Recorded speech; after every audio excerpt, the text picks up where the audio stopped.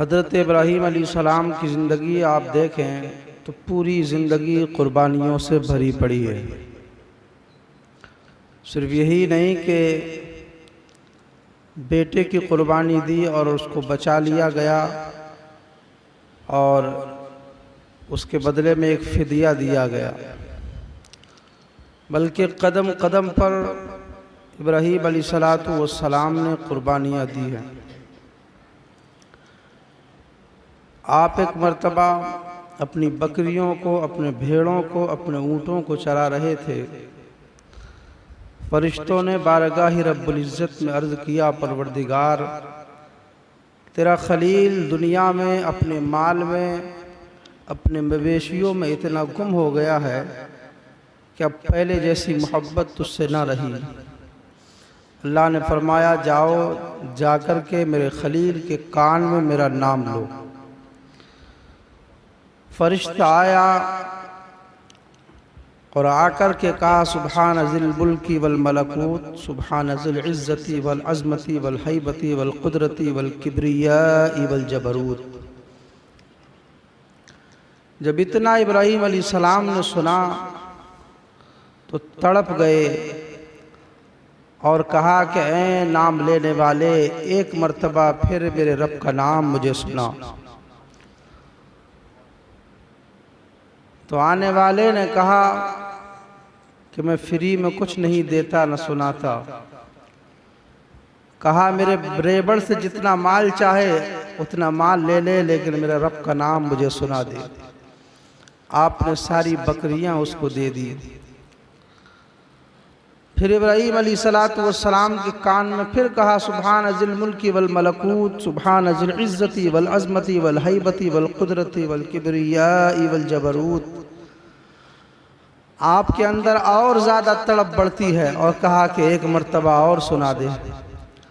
कहा अभी नहीं, तुमने बकरियां दे दी, अब बताओ अगली बार क्या दोगे मुझे। तो कहा ये जितने ऊँट हैं मेरे पास सब तुम ले लो, लेकिन मेरे रब का नाम मुझे सुना दो। इब्राहीम अलैहिस्सलातु वस्सलाम ने सारे ऊँट दे दी, सारी बकरियां दे दी। एक मर्तबा फिर उस फरिश्ते ने जब नाम लिया अल्लाह का, इब्राहीम अलैहिस्सलातु वस्सलाम की तड़प और बढ़ती है और फिर कहते हैं कि एक मर्तबा और अपने रब का नाम, मेरे रब का नाम मुझे सुना दे। तो कहा कि अब तुम्हारे पास बचा क्या है देने के लिए, मुझे क्या दोगे। इब्राहीम अलैहिस्सलाम ने कहा था कि तुझे इन जानवरों को चराने के लिए, तो इन्हें इन मवेशियों की देखभाल करने के लिए एक गुलाम की ज़रूरत होगी, एक खादिम की ज़रूरत होगी। मुझे मेरे रब का नाम सुना दे, मैं इन बकरियों के लिए, बकरियों को चराने के लिए, देखभाल करने के लिए तैयार हूँ। मैं तेरा ग़ुलाम और तेरा खादिम बनने के लिए तैयार हूँ। हज़रत इब्राहीम अलैहिस्सलातु वस्सलाम कहते हैं, एक मर्तबा और मेरे रब का नाम मुझे सुना दे। उस फरिश्ते ने फिर पढ़ना शुरू किया, सुब्हान ज़िल मुल्की वल मलकूत, सुब्हान ज़िल इज़्ज़ती वल अज़मती वल हैबती वल क़ुदरती वल किब्रियाई वल जबरूत। अल्लाहु अकबर। हज़रत इब्राहीम अलैहिस्सलातु वस्सलाम और तड़पते हैं। अल्लाह तबारक व तआला के जिक्र में उनको इतना सुकून मिलता है, लेकिन फरिश्ते से कहते हैं, फरिश्ते अब मेरे पास देने के लिए कुछ नहीं है। ये सारा माल मैंने रब के नाम पर दे दिया है, ये जानवर मैंने रब के नाम पर दे दिए हैं, ये ऊँट मैंने रब के नाम पर दे दिए हैं, और मैं खुद भी रब के नाम पर बिक गया हूँ। अब मैं तेरा गुलाम हो गया हूँ, तो मुझे जहाँ चाहे वहाँ ले चल, जो काम चाहे वो मुझसे ले ले। लेकिन वो फरिश्ता कहने लगा, है इब्राहीम, मैं कोई दुनिया का इंसान नहीं हूँ, बल्कि ये तुम्हारा इम्तिहान था।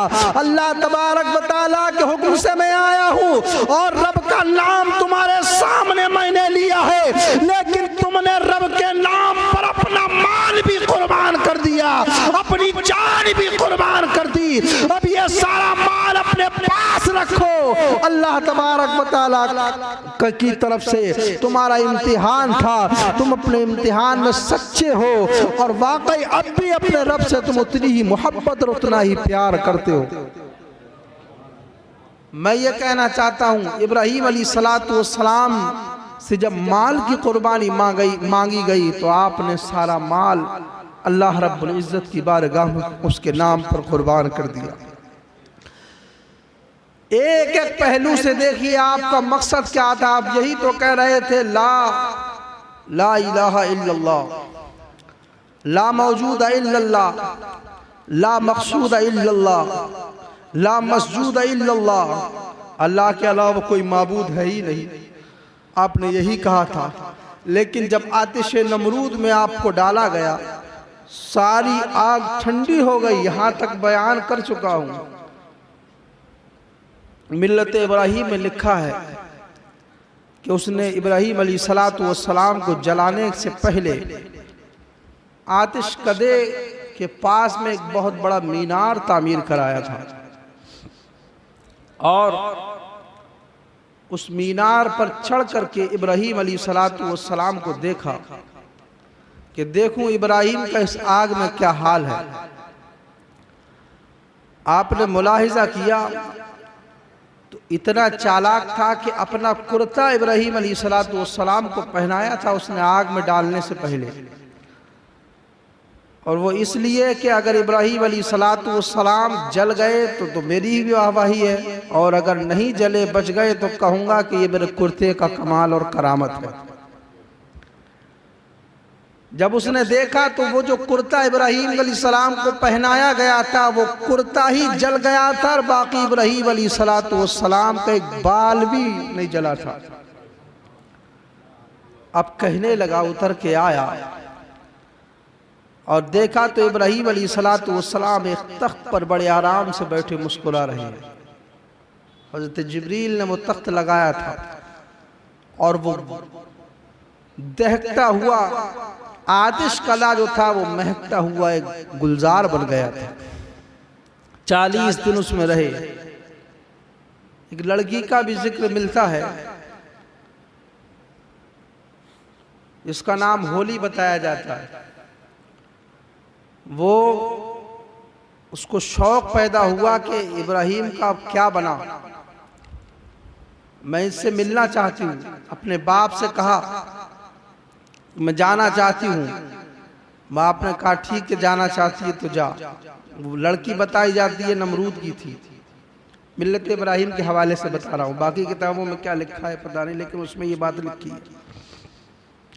इब्राहीम अलैहिस्सलाम से कहा कि मैं अंदर आना चाहती हूँ। आपने कहा बिस्मिल्लाहिर्रहमानिर्रहीम पढ़ कर आ जा, अल्लाह का नाम लेकर के दाखिल हो जा। जब अंदर दाखिल हुई तो देखा जो अंगारे बज़ाहिर तो लग रहे थे ये जला कर के राख कर देंगे, लेकिन हकीकत में वो गुलदस्ते के मानिंद थे।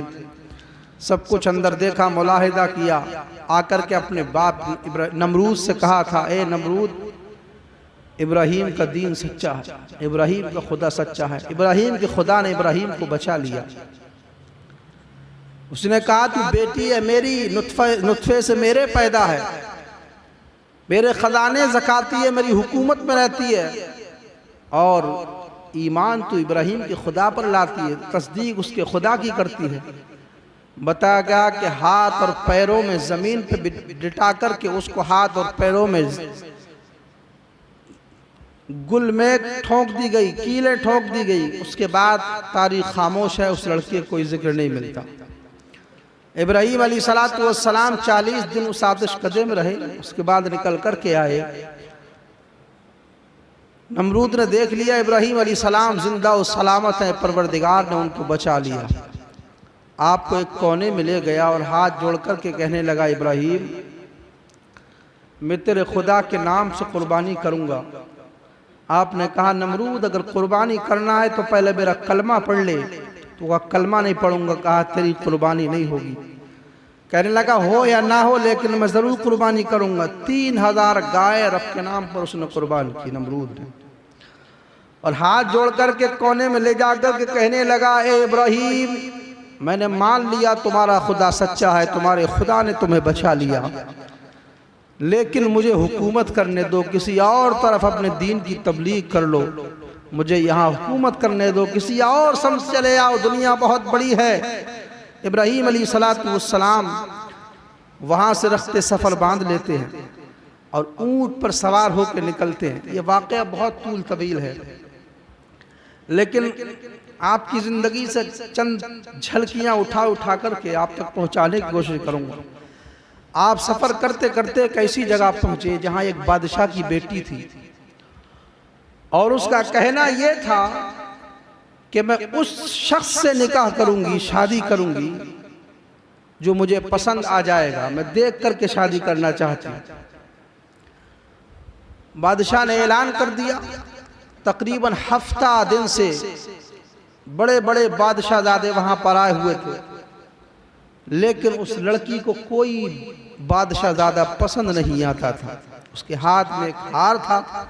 उसका मकसद ये था कि जिसको ये पसंद कर ले, ये उसके ऊपर हार डाल दे, समझ लो ये उसकी पसंद होगी।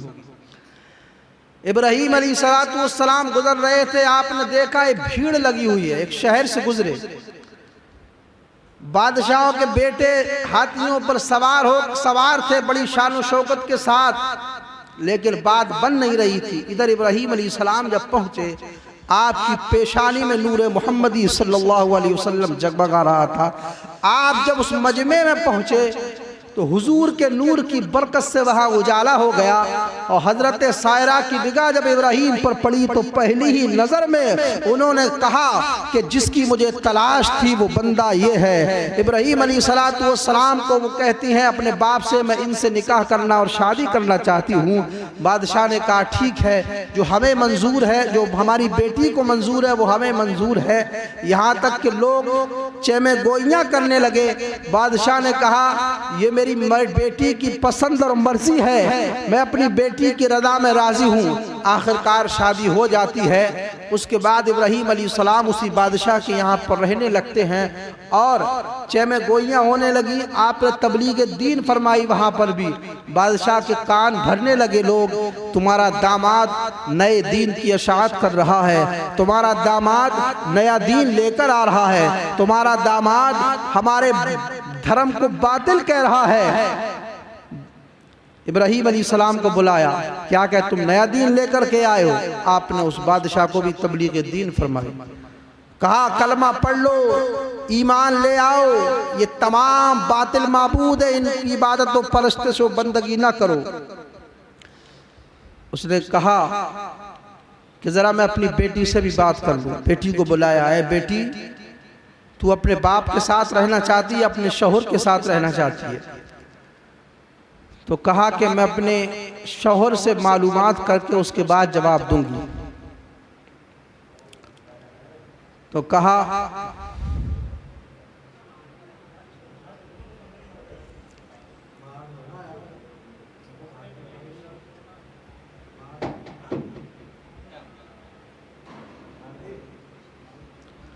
शौहर हजरत इब्राहीम अलैहिस्सलाम से पूछा कि मेरे सरताज जरा ये बताएं, मुझे कौल दीजिए आप कि मेरी इजाजत के बगैर किसी से मोहब्बत तो नहीं करोगे, किसी से प्यार और उन्स तो नहीं करोगे? इब्राहीम अलैहिस्सलाम ने उनसे 3 कौल भरे, और उसके बाद उस लड़की ने अपने बाप से जाकर के कहा, ऐ अब्बा मैं अपने शौहर के साथ रहना चाहती हूँ। याद रखो, जब इतना कहा तो बाप आग बबूला हो गया, और इब्राहीम अलैहिस्सलाम से और अपनी बेटी से कहा कि अपना बोरिया बिस्तरा बांधो, यहाँ से निकलो। आप निकले वहाँ से दोनों मियाँ बीवी, और एक मिस्र की हुदूद में जब दाखिल हुए तो वहाँ का बादशाह बड़ा जालिम था। खूबसूरत औरतों को वो छीन लिया करता था, सरहदों पर उसके सिपाही खड़े रहते थे। और इब्राहीम अलैहिस्सलाम की जो शरीक हयात थी वो बहुत खूबसूरत थी। इनका नाम भी सुन लो, इनका नाम ही हजरत सायरा था।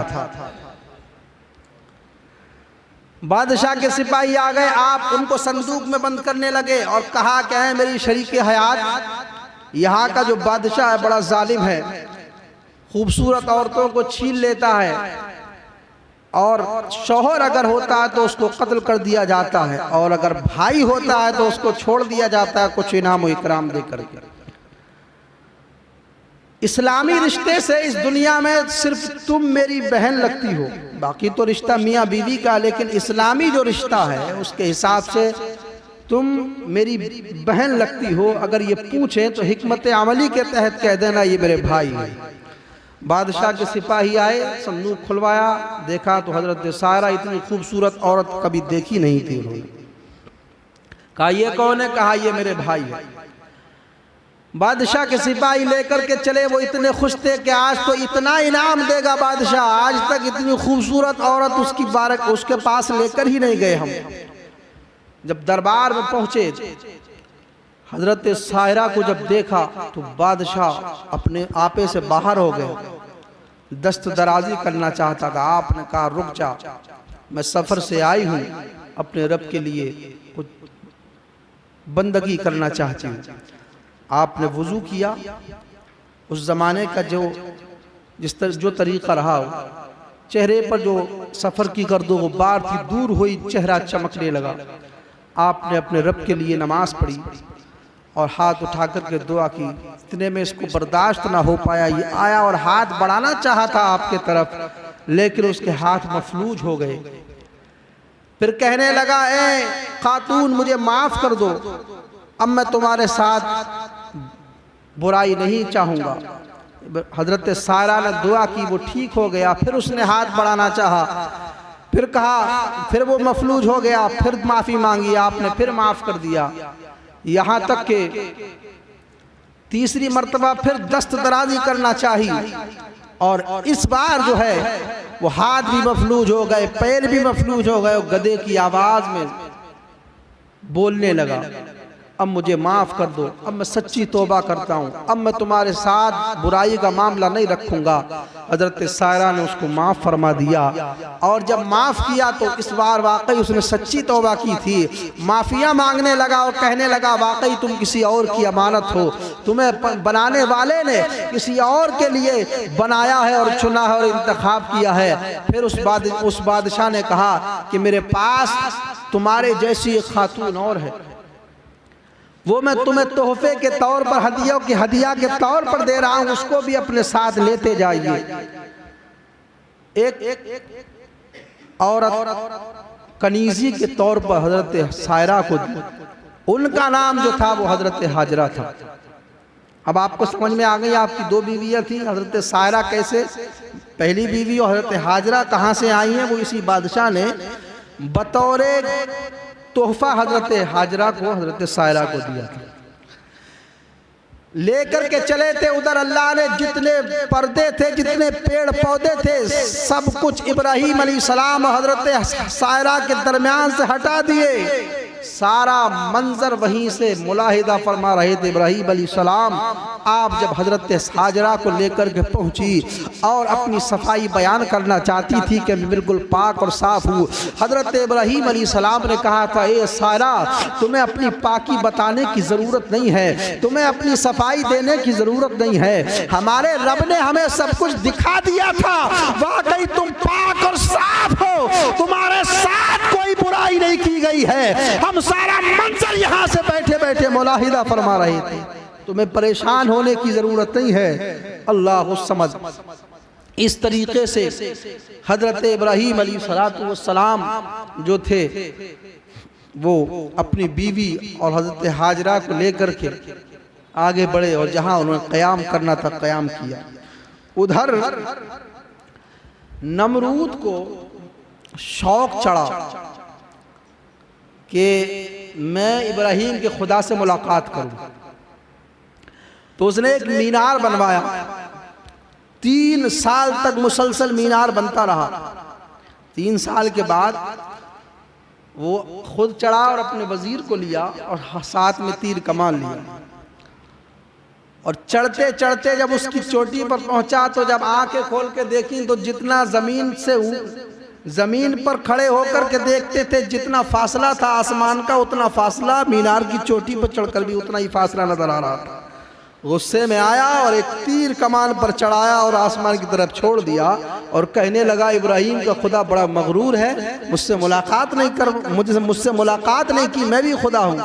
इतना जब उसने कहा और तीर छोड़ करके वापस आया, एक ऐसा जलजला आया कि वो जो मीनार था वो नमरूदियों के घर पर, उसका अगला हिस्सा दरियाए नील में गिरा और उसका नीचे का हिस्सा, जड़ का हिस्सा नमरूदियों के घर पे गिरा। अब तो वो गुस्से में आ गया और इतना गुस्से में आ गया, कहने लगा अब तो मैं जंग करूंगा इब्राहिम के खुदा से।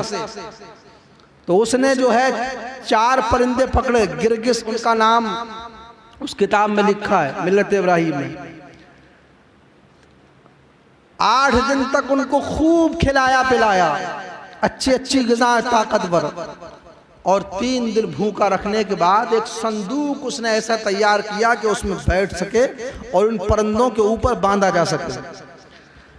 संदूक तैयार हो गया, 3 दिन परिंदों को भूखा रखा, परिंदों को ऊपर किसी तरीके से संदूक बांध करके उसमें बैठा और अपने वजीर को बिठाया और गोश्त के लोथड़े जो थे, गोश्त के टुकड़े परिंदों के सरों पर लटका दिए उसने। अब परिंदे भूखे थे 3 दिन के, जब गोश्त की तरफ देखा, खुशबू आई तो वो उड़ने लगे, ऊपर की तरफ सफ़र करने लगे। सफ़र करते करते बताया गया कि 3 दिन 3 रात मुसलसल वो सफ़र करते रहे और एक ऐसे आलम में पहुंच गए जहां सिर्फ अंधेरा ही अंधेरा था। नमरूद कहने लगा अब वो वक्त आ गया जो इब्राहिम के खुदा से जंग का वक्त है। उसने कहा कि मैं अब इब्राहिम के खुदा से जंग शुरू करता हूँ। एक तीर कमान पर चढ़ाया और अंधेरे में छोड़ दिया। अल्लाह तबारक व तआला ने फरमाया नमरूद का इरादा हमसे जंग करने का, इसका इरादा हम ज़रूर पूरा करेंगे। एक मछली को अल्लाह ने हुक्म दिया कि मछली जा और जाकर के हमारे नाम पर कुर्बान हो गया। वो मछली आई और अपना जिगर नमरूद के तीर से लगा दिया। वो तीर पलट करके उसी के संदूक पर गिरा। अब मछली का जो खून था उस तीर पर लगा हुआ था। खून तो होता नहीं है मछली में, लेकिन जो भी पंछा होता है, उसने कहा कि देखो ये जो है इब्राहिम के खुदा का खून है माज़अल्लाह। उसने क्या किया, उन्होंने कहा मेरा मसला हल हो गया, मैंने इब्राहिम के खुदा को शिकस्त दे दी। गोश्त के जो लोथड़े ऊपर सरों पर लटक रहे थे परिंदों के, उसने नीचे लटका दिए। अब परिंदे नीचे की जानिब सफ़र करना शुरू कर देते हैं। उस ज़माने में उसकी टेक्नोलॉजी का आलम ये था नमरूद का। अब ज़मीन पर जब पहुंचा तो दुनिया वालों को बताने लगा देखो मैंने इब्राहिम के खुदा से जंग की है, उसको हलाक किया है माज़अल्लाह। और सबको वो खून में सना हुआ तीर दिखाता फिर रहा था। अल्लाह तबारक व तआला ने इब्राहिम अलैहिस्सलातु वस्सलाम को फिर हुक्म दिया था कि जाओ और जा कर के नमरूद को समझाओ कि अब भी वो कलमा पढ़ ले और इस्लाम में दाखिल हो जाए। अगले जुमे में इंशाअल्लाह नमरूद की हलाकत बयान करूँगा कि नमरूद किस तरीके से हलाक हुआ था। नमाज का वक्त हो चुका है। अस्तगफिरुल्लाह रब्बी मिन कुल्लि ज़ंबिन व अतूबु इलैह। कलमा तय्यबा पढ़ लीजिए ला इलाहा इल्लल्लाह। हज़रत इब्राहीम अलैहिस्सलाम की ज़िंदगी